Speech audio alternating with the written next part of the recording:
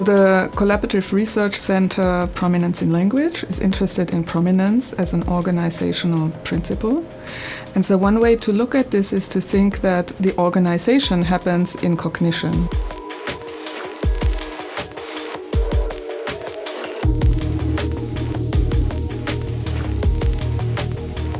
We're, for example, interested in the processing of reference. That is when we use a he, who does that refer to?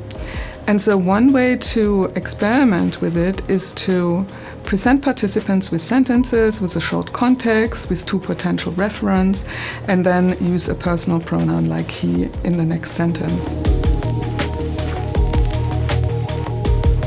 So what is particularly interesting about EEG is that it has a very high temporal resolution.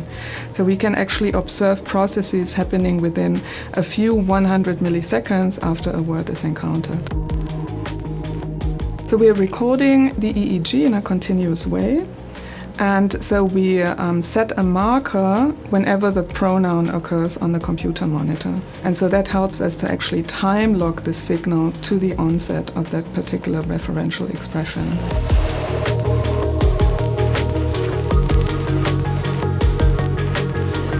During eye tracking, we are recording the movements of the pupil, and we can see how people read a sentence or look at an image. We see where the eye actually moves to. So when I have an ambiguous sentence, like the clown met the magician, he was hungry. Einen Clown trifft ein Zauberer. Der hat Hunger.